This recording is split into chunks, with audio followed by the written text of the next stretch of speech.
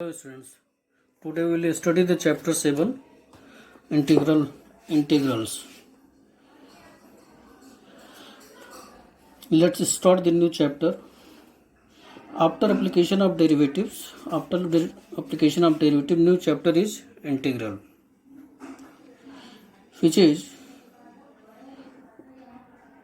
also known as the part of calculus. Calculus is basically divided into two parts. Calculus is divided into two parts. First is differential calculus, and second is integral calculus.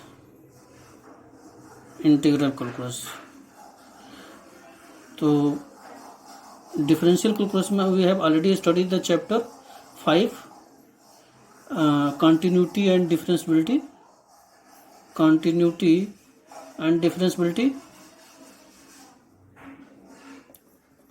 and chapter 6, which was the application of derivatives.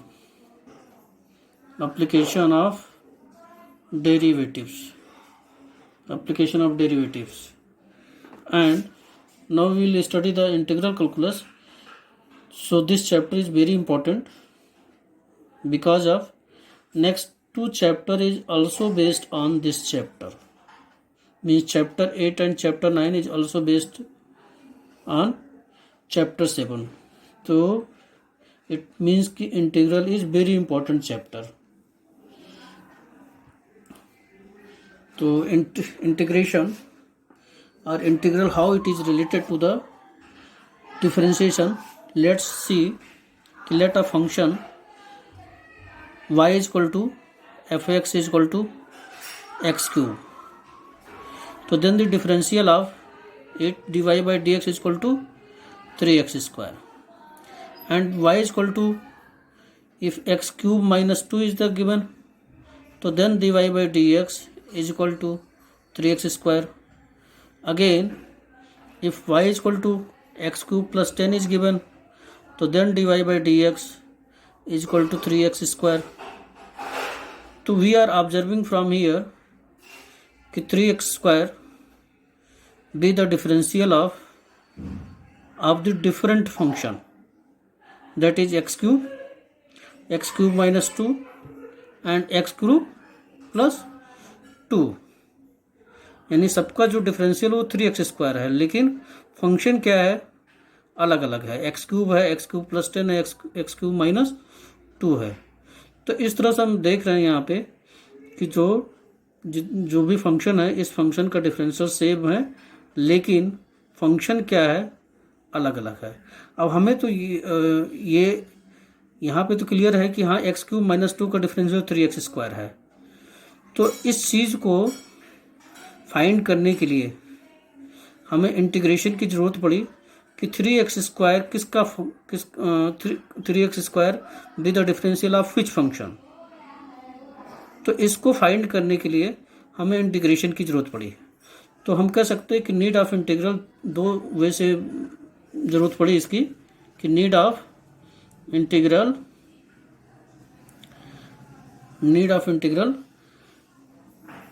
को हम कह सकते हैं कि the development of integral calculus arises how to solve the problem of the following types. कि किस तरह की प्रॉब्लम हो तो हम इंटीग्रल का यूज करेंगे. हमें इंटीग्रल की ज़रूरत किस लिए पड़ी. तो पहला प्रॉब्लम क्या है कि जो है, हमें एक तो ये पता करना था कि जो डिफरेंशियल है, किसी फंक्शन का डिफरेंशियल जो है वो डिफरेंशियल किस फंक्शन का है, उस फंक्शन को फाइंड करने के लिए ज़रूरत पड़ी. तो इट मीन्स ये कह सकते हैं कि the problem of finding whenever whenever the function, whenever the derivatives are given. The problem of the finding whenever the problem of the finding the function whenever the derivative are given. कि अगर derivative given है तो वो derivative किस function का है. एक तो इसको फाइंड करने के लिए हमें इंटीग्रल की जरूरत पड़ी. दूसरा पॉइंट क्या है, सेकंड पॉइंट, कि जो है अगर रेक्टेंगल है, स्क्वायर है, सर्किल है, तो ये सब special type of the diagram है जिसकी एरिया हम इजी वे में फाइंड कर लेते हैं. बाय फार्मूला फाइंड कर लेते हैं, length into breadth, or side square, or pi r square से. लेकिन अगर कोई ऐसा डायग्राम दे दिया गया जो स्पेशल टाइप ऑफ डायग्राम में नहीं है तो उसकी एरिया कैसे फाइंड करेंगे. जैसे दे दिया गया कि एक फिगर है, इस तरह से एक कर्व है, इसकी एरिया में फाइंड करने एक्स एक्सिस के साथ जो एक इंटरवल में है x1 और x2, तो इसकी एरिया फाइंड, मतलब कि find the area of this set region. तो इसकी एरिया फाइंड करने के लिए हमें इंटीग्रल की ज़रूरत पड़ी. तो यानी हम ये कह सकते हैं कि need of integral is required on the basis of 2A. First is the process of finding the function whenever the derivative are given, and second thing कि the problem of to find the area of the closed figure by the graph under the certain condition. The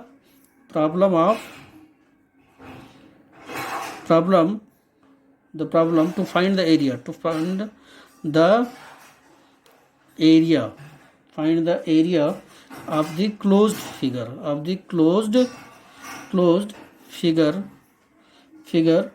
by the graph under certain condition. हमें किसी condition पे जो है closed figure की area find करने के लिए इंटीग्रल की जरूरत पड़ी. तो this is the need of the integral, कि हमें इंटीग्रल की जरूरत क्यों पड़ी. अब इंटीग्रल जो है नेक्स्ट आता है कि डिफिनीशन ऑफ इंटीग्रेशन या definition of integral.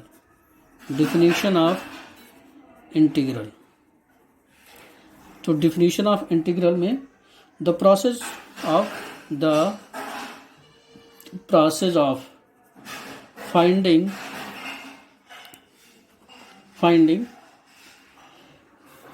definition of integration लिखेंगे. The process of finding integral is known as integration.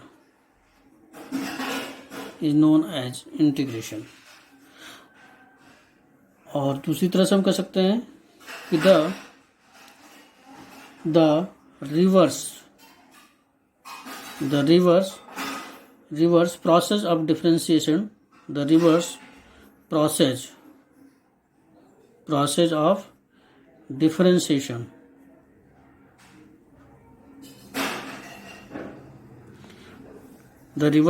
of differentiation is called integration.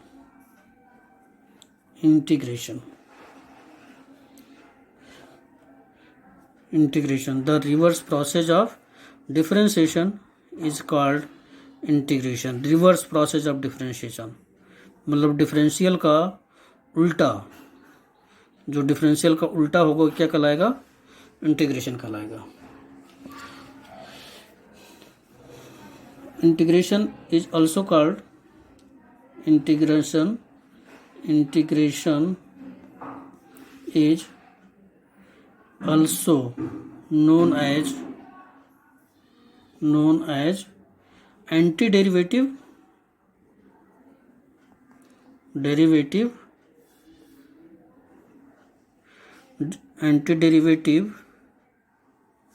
वेटिव or primitive के नाम से भी इंटीग्रेशन को जानते हैं। तो इंटीग्रेशन को हम एंटी डेरिवेटिव भी कह सकते हैं और प्रीमिटिव भी कह सकते हैं। Now integration is divided in the two parts, और यू कैन से कि there are the two types of the integration. First is integration are two types. First is indefinite integral, and second is definite integral. Indefinite integral and second is definite integral.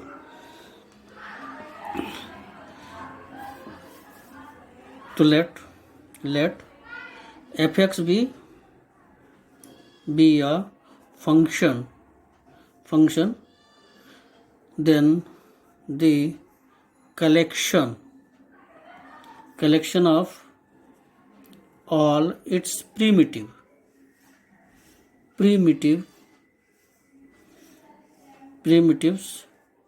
is called the indefinite integral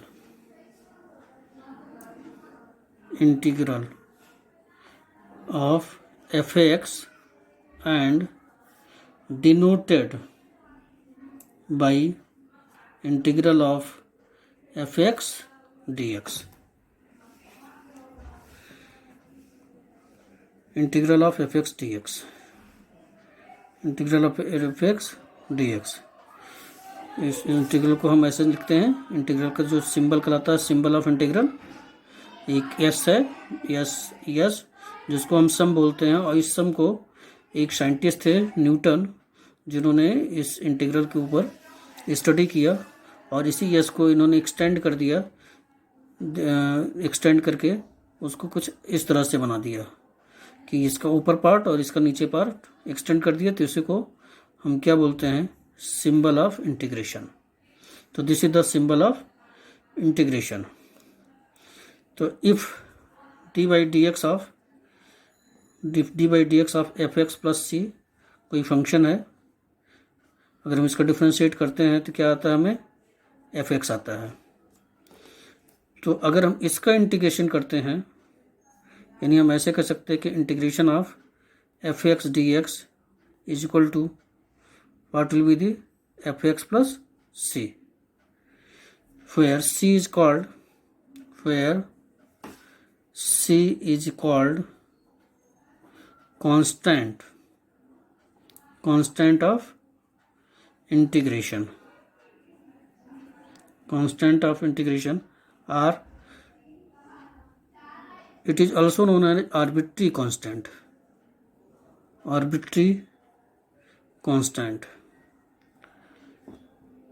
Now the symbol representation of the symbol of integration. So this is the fx. This represent integrand. This is known as the integrand. integrand.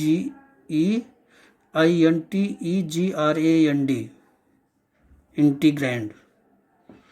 And fx dx क्या कहलाता है, fx dx है element of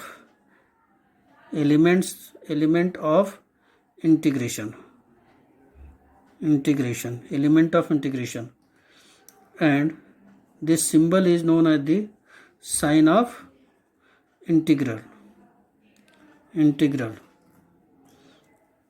or this symbol is known as the sign of integral and sign of integral.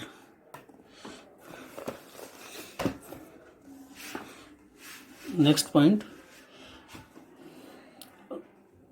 तो from geometric point of view we from the geometric point of view, an indefinite integral is collection of the family of the curves, each of which is obtained by the solving the curve parallel to its upward or downwards all along the y-axis. हम जो indefinite integral है, basically हम integration इनको क्या study करते हैं, family of the curve, family of curve. अगर हम फंक्शन को इंटीग्रेट करते हैं तो हमें क्या मिलता है, फैमिली ऑफ द कर्व मिलता है। तो हम इस तरह से कह सकते हैं कि from geometric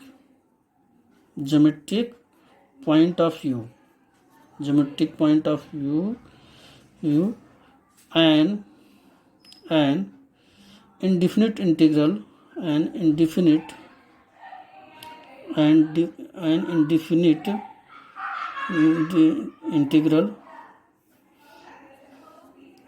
integral of function f(x)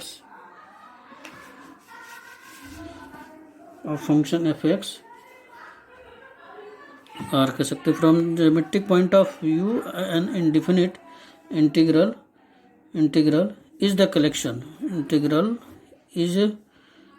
is collection of family of curves, each of which is obtained by translating one of the curves parallel to itself upward or downwards along the y-axis। मतलब हमें यहाँ पे जो function को indefinite integral करते हैं तो हमें क्या मिलता है, फैमिली ऑफ कर्व मिलता है। और उसका कर्व किस तरह से, मान लिया कोई दिया है y=x² दिया है, यानी कि y इसको जो है अगर हम देखेंगे तो y=x² का जो कर्व होगा वही कर्व किसका होगा, y=x² + 1 का होगा, y किसका होगा, x² + 2 का होगा। यानी कि हम ये सिर्फ इतना डिफरेंस आएगा कि this is the curve of y=x², y=x² + 1, तो यानी कि +1 थोड़ा सा ऊपर होगा यहाँ पे, y=x² + 2, तो इस तरह से यहाँ बनेगा। और अगर हम इनके टेंजेंट लेते हैं, टेंजेंट, तो जितने भी टेंजेंट होंगे क्या होंगे, सब पैरेलल होंगे। तो ये जो है या तो अपवर्ड बन सकता है या तो फिर ये डाउनवर्ड्स भी बन सकता है, डाउनवर्ड्स, कि अगर यहाँ पे दूसरा कर्व दे दिया कि जो है y=-x²,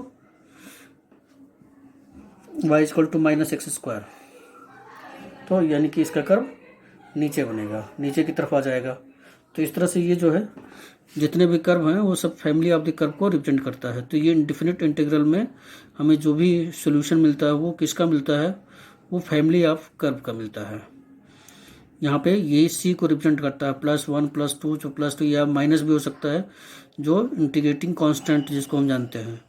क्योंकि हम अगर इसको डिफ्रेंशिएट करते तो 2x मिलेगा, और इसको भी डिफ्रेंशिएट करेंगे तभी हमको 2x मिलेगा, इसको भी डिफ्रेंशिएट करते तब भी हमको 2x मिलेगा। तो इस तरह से अगर हम इसको इंटीग्रेट करते हैं, हमारा जो 2x फंक्शन इंटीग्रेशन है, इंटीग्रेशन ऑफ 2x, अगर हम इसको इंटीग्रेट करते हैं तो हमें क्या मिल जाएगा, ट्वाइस इंटीग्रेशन x² / 2 + c, तो दैट इज x² + c। तो यानी कि हमें x² का जो डिफरेंशियल था वो कितना हुआ, 2x हुआ, और 2x को अगर हमने इंटीग्रेट किया तो क्या आ गया, x² आ गया। तो ये हो गया x²। तो ये c क्या रिप्रेजेंट करेगा, वो कांस्टेंट को रिप्रेजेंट करेगा। अगर हमने +1 लिखा यहाँ पे तो +1 हो सकता है, +2 हो सकता है, क्योंकि अगर इसको भी हम अगर y equal to x square plus 1 को भी डिफ्रेंशिएट करेंगे तो 2x ही हमें मिलेगा।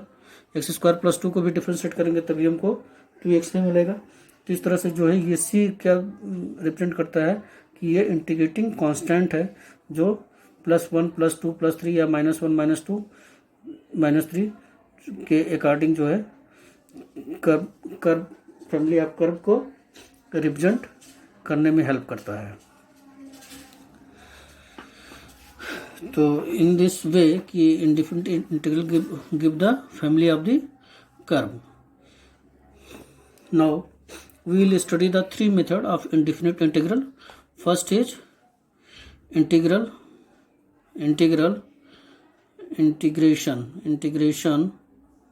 by substitution मेथड मिलेगा। दूसरा हमको मिलेगा इंटीग्रल बाय पार्ट्स, इसके भी फार्मूला आएंगे। और थर्ड पॉइंट मिलेगा integration by partial fraction,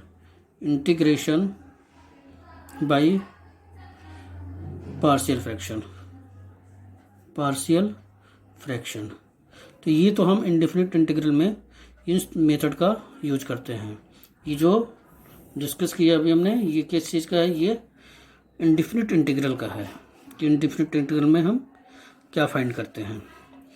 next आता है डिफिनिट इंटीग्रल। डिफिनिट इंटीग्रल में हम क्या बेसिकली क्या फाइंड करते हैं इसमें कि डिफिनिट इंटीग्रल में फाइंड करते हैं जो है कि study the area of the closed figure. वही डिफिनिट इंटीग्रल में हम क्या स्टडी करते हैं, डिफिनिट इंटीग्रल में हम क्या स्टडी करते हैं कि कोई डायग्राम है इस तरह से, या कुछ कर्व के फॉर्म में हो सकता है, और हमें एक इंटरवल में इसकी एरिया फाइंड करनी है इस कर्व के लिए। तो एक इंटरवल में इसकी एरिया फाइंड करनी है जो एक क्लोज्ड फिगर को शो करता है, जिसको हम इस तरह से रिप्रेजेंट करते हैं। इंटीग्रेशन में हम लिमिट लेके चलते हैं कि a और b है, a और b। तो इस a और b को जिसको हम बोलते हैं लिमिट्स जिसको बोलते हैं lower limit and this is the upper limit of f(x) dx।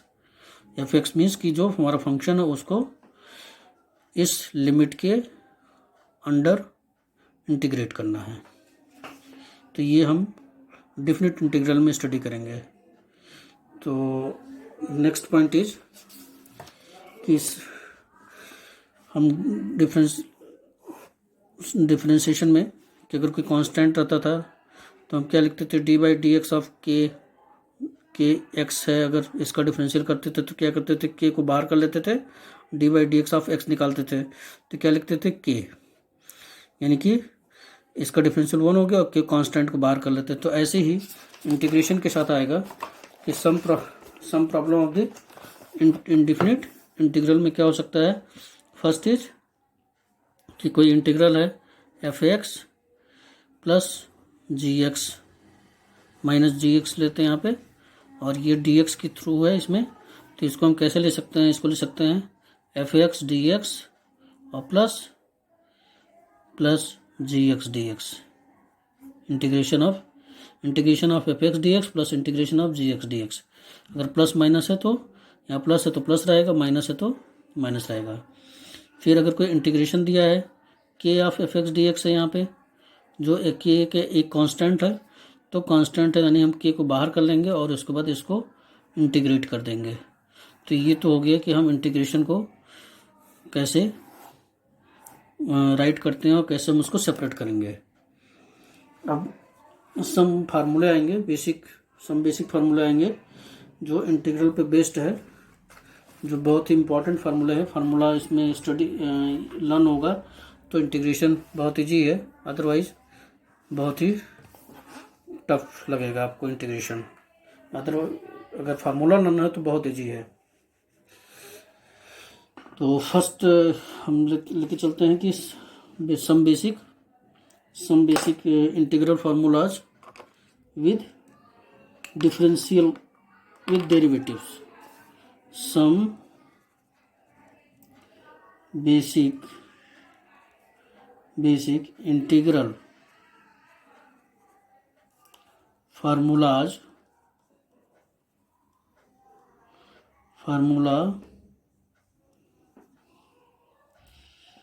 with derivative के साथ ही इंटीग्रल का फार्मूला दोनों एक साथ लिख के चलते हैं। तो पहला जो है इसको अगर हम लिखते हैं यहाँ पे फर्स्ट फार्मूला लेके चलते हैं डेरिवेटिव का यहाँ पे। तो डेरिवेटिव जिससे आपको डेरिवेटिव का भी फार्मूला या तो डेरिवेटिव्स और दूसरा लिखा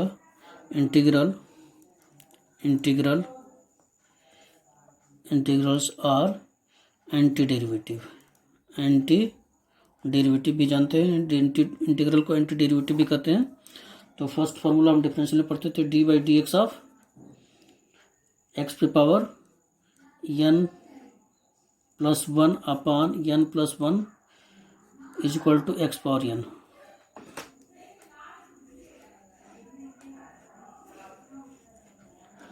और अगर हम इसी को डिफरेंशियल लगाते हैं, यानी हम इतने का अगर डिफरेंशिएट करते हैं तो क्या आता है, एक्स पावर n आता है। तो यानी अगर हम इतने को इंटीग्रेट करें तो हमारा क्या आ जाएगा, ये आ जाएगा। ठीक है, यानी कि हम क्या कहेंगे, integration of x power n d x is equal to x power n plus 1 upon n plus 1 plus c. जहाँ भी इंडिपेंडेंट इंटीग्रल होगा वहाँ पे हम सी लगाएंगे, मतलब कि जहाँ पे लिमिट इंटीग्रल की लिमिट नहीं दी रहेगी, अगर लिमिट दिया रहेगा तो डिफिनिट इंटीग्रल कहलाएगा। तो अगर लिमिट नहीं दिया तो हमें सी लगाना हमारे लिए मस्ट है। अगर सी नहीं लगाते हैं तो मार्क्स कट सकता है, तो इसलिए सी कंपलसरी है। अब वो इस तरह से अगर इसी पे अगर हम फाइंड करते हैं कि जो है पार्टिकुलर ले सकते हैं कि D by d x of x, तो लिखते थे कितना 1। अगर हम इंटीग्रेशन ऑफ 1 डी एक्स लेके चलते हैं तो that is x plus c. Second formula d by d x of sine x, तो that is cos x. Differential of sine x लिखते थे कॉस एक्स लिखते थे। और अगर हम इंटीग्रेशन ऑफ कॉस एक्स लिखते हैं तो that will be the sine x plus c. And next formula third d by d x of cos x, तो that is minus sine x. तो now the difference integration of sine x is equal to minus cos x plus c, minus cos x plus c. Next formula 4 d by d x of tan x. तो tan x का differential क्या लिखते थे, सेक square x लिखते थे। तो इस तरह से integration of sec square x d x, इस सब में डी एक्स रहेगा, सेक स्क्वायर डी एक्स में that is tan x plus c. And next fifth formula d by d x of cot x, तो दैट इज कॉट एक्स को हम लिखते थे माइनस कोसेक स्क्वायर एक्स। तो integration of cosec square x d x is equal to minus cot x plus c. Next formula d by d x of sec x, it means sec x tan x. Then integration of sec x tan x is equal to sec x plus c. Sec x का differential sec x tan x होता है, तो integration of sec x tan x d x is equal to sec x plus c. Now the next formula seven formula d by d x of cosec x. तो cosec x is equal to minus cosec x into cot x. तो integration of cosec x cot x dx is equal to minus cosec x minus cosec x plus c minus cosec x plus c. And next formula d by dx of sin inverse x. तो sin inverse x का differential लिखते तो 1/√1 minus x square.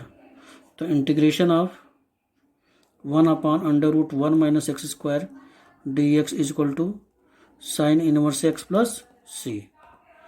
And next formula d by dx of cos inverse x, that is minus 1/√1 minus x square. So the integration of 1 minus x square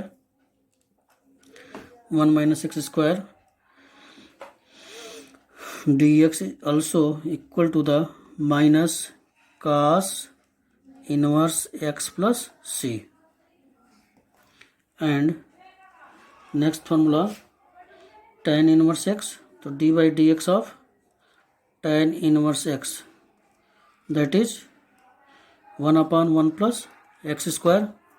So integration of 1/1 plus x square dx is equal to tan inverse x plus c. And next formula 11 d by dx of cot inverse x. तो cot inverse को लिखते थे cot inverse minus 1/1 plus x square. तो here the 1/1 plus x square dx is also equal to the minus cot inverse x plus c. Now next formula d by dx of sec inverse x is equal to 1/x √x square minus 1 is equal to dx upon x √x square minus 1 is equal to sec inverse x plus c. Next formula 13 d by dx of cosec inverse x. So it means minus 1/x √x square minus 1. This is the differential. So now the integration of dx upon x √x square minus 1 is equal to minus cosec inverse x plus c. Next formula d by dx of e power x, that is e power x. The integration of e power x dx is equal to e power x plus c. Next formula d by dx of log x is equal to 1/x. So integration of 1/x dx is equal to log x plus c. And next formula xv16 d by dx of e to power x upon log a is equal to e to power x. So integration of e power x dx is equal to e power x upon log a plus c. So this is the basic formula of the integration, whose differential is also you know. Now there are some more formulas are in this chapter. We will study in exercise of the integral.